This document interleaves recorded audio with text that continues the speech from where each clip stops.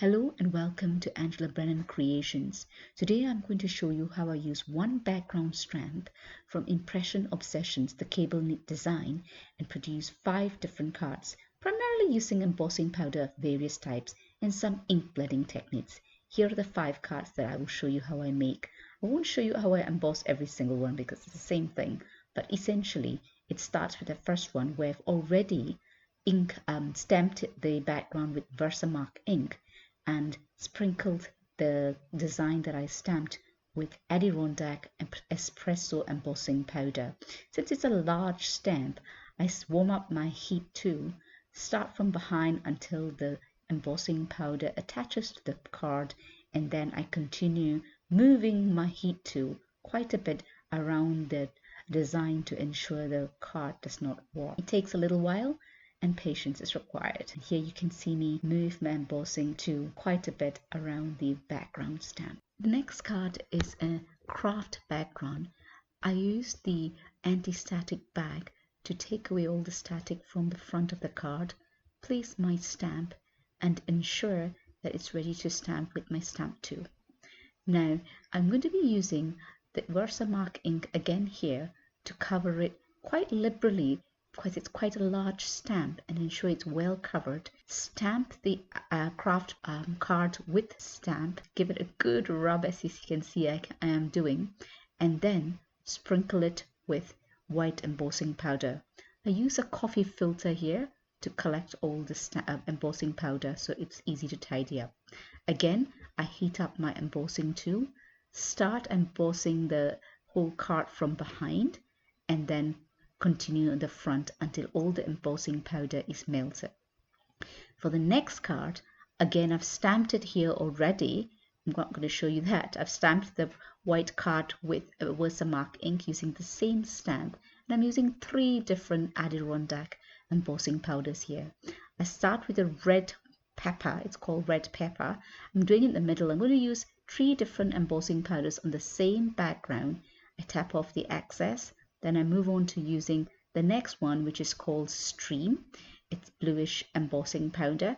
I put that on a third of the card, again to give it some interest by putting different colors. Liberally cover the bottom of the card with that. Tap off the excess, again using coffee filters to catch all the excess embossing powder, which makes it quite easy to tidy up and keeps my work surface clean. And the final one is called Lettuce. I use that on the top third of the card, and I liberally sprinkle it again. It is quite interesting to see how the 2 colors between the red and the blue and the green and the red will kind of mix slightly in between. And again, I emboss it from the back, completing the melting all the embossing powder on the card with my heat tool. I use the Wow embossing heat tool, and it's quite hot with the second setting, and it melts the powder quickly. The third one here, I've already heat embossed it with white embossing powder on white card. This is called the resist technique. I use the same stamp, and I've actually embossed the white card with white embossing powder, sorry. So now I'm using this domed tool, ink blending tool, taking distress inks. This is I think Broken China that I'm using, the color, and you can see it resist on the card, and it's going to be something that it looks lovely once it's all ink blended. So I'm putting Broken China. I'm going to use then the orange color, which is Spice Marmalade, as well as the green one, which is Peeled Paint. I'm putting these 3 colors on the already white embossed on white card to see how the inks will go only over the bits that have not been embossed. Where the areas have been embossed, it will resist the ink, and you can see the design of that cable knit come up when you get all the colors on it. So now I'm going on with my Spiced Marmalade Distress ink. Distress inks are lovely inks. They're water-based inks, therefore it's easy to remove. That's why if you've got some moisture on your hand, you can see some of the prints in it, as you'll see later on in the next ink blending technique that I show you. So you need to be quite careful you don't have any water splashing around, or any moisture on your hand when you do this. So you can see the ink blending technique here and how it's resisted all the embossed areas. I continue to blend, And once I've done that, I will take a cloth and wipe off all the excess ink on the embossed areas, so you can see that come through quite clearly white, and you can see the embossed areas show off quite clearly against the ink blended background. What I'm doing now is I'm going to start with a white. This is a Bristol smooth card, which is really good for distress inks. I'm trying to do a rainbow shades here. I've got an array of rainbow distress ink colors. I start off with squeezed lemon, and the idea is to have the rainbow colors go down the card. I end up not using the purple because when I mix the red and the blue, I do get a little bit of purple. And I'm also running out of cards, so I kind of leave it out. So here I'm doing the squeezed lemon. I'm doing circular motions starting off the card using the domed embossing pad, using the ink blending tool, which is really easy to put the ink on the card.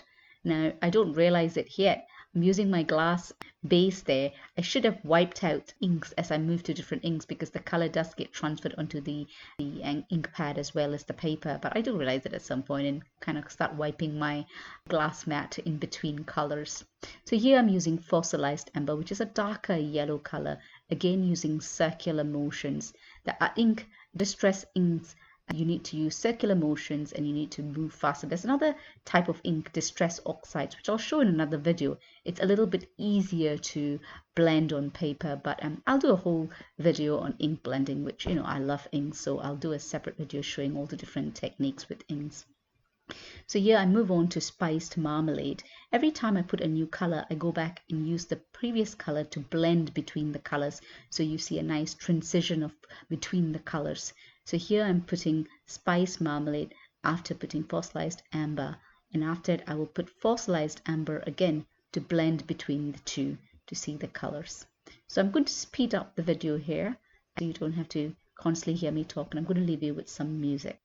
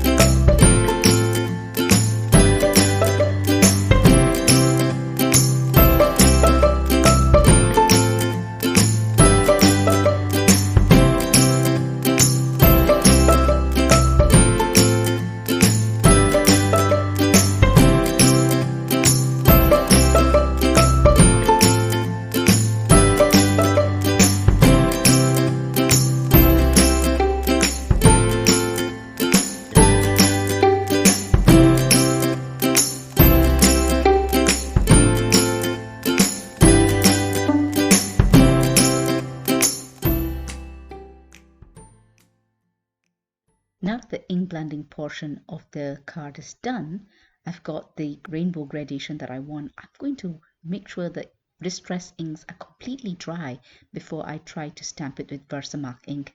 If not, the Versamark ink will adhere to all over the card, not just where the design is. So I'm testing it with some clear embossing powder to see if it's going to stick on the card. Now the first try, as you can see, I'm going to use a filter again to make coffee filter to make sure that my surface remains clear. The first try shows a whole load of embossing powder on the card, which means the ink is not quite dry yet. It'll be a disaster if I try and stamp it with Versamark ink now, which means the design will not be what I want it to. So I'm going to rub my card with an anti-static bag to make sure all the static, well, whatever static is in the card is removed, because that is going to help with making sure that the embossing powder only sticks to the area that it should, which is where the Versamark ink stamp is. So I'm drying it with my heat tool on a lower heat setting, because the higher heat setting could warp the card. So it's on heat setting 1. Drying all of the distress ink on the card, get it ready for stamping with Versamark ink. Now the second try, the third try actually, this I didn't show you every single try. This shows that the clay embossing powder is not sticking to the card, which means it's ready. I've primed it for the next step, which is stamping it with Versamark ink. I'm using my stamping tool. You can use any stamping tool or not. And here I have the wonderful design of the stamp with all the clay embossing powder. You can see that now. Once I start heating it, you will see the embossing powder melt. As it melts, it goes clear because it is a clear embossing powder. But that's the whole idea. When it's clear, it traps the color underneath the card with the embossing. So you will make, the idea is to ensure that the design traps the color, the rainbow color, under that design. And that's the aim of this technique. And there you have it, the completed view of it. It's pretty. Now I'm applying Black Soot Distress ink to the clear embossed rainbow background to the black distress ink to adhere to the non-embossed areas of the background, thus giving it an illusion of a black background with a rainbow colored cable knit. That is what the ultimate aim was with regards to this design. I'm liberally applying the distress ink to the background with no particular technique. The aim is just to cover the background entirely with Black Soot Distress ink. Now that I've got all the backgrounds done, it's time to assemble the cards. I'm just using white foam to put behind each of the cards to give it some dimension. So I'm adhering the white foam with some double-sided tape, and I'm going to adhere that at the back of each background and then adhere that to the card. So I'm going to just leave you with some music while I do this.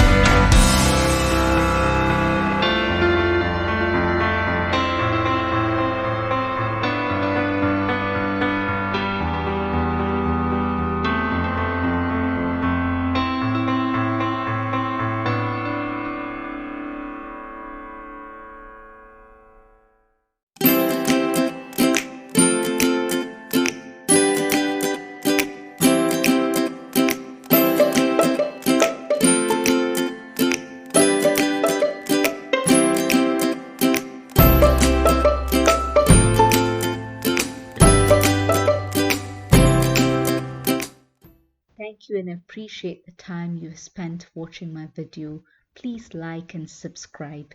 I intend to post 3 videos a week on Tuesdays, Fridays, and Sundays, or thereabouts, but 3 videos a week. I'm trying to do more voiceovers, but it's not as easy as it looks. So I'm going to slowly try and do more voiceovers. But I certainly need to do voiceover for the next video I'm going to have is a turnabout stamps, and that's going to require some explanation. So I'll see you then. Thank you very much and have a great day.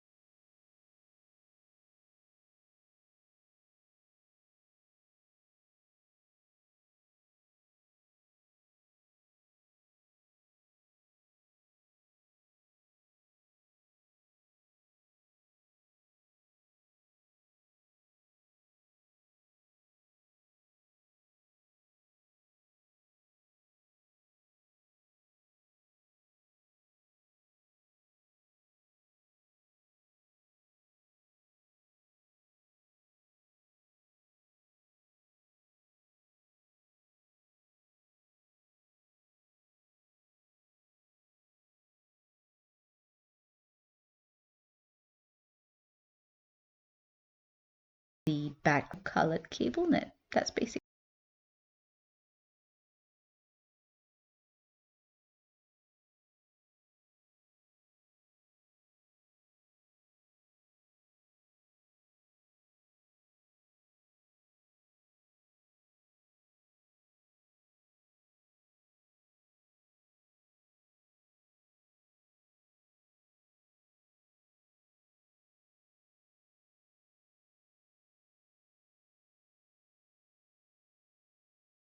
what it is.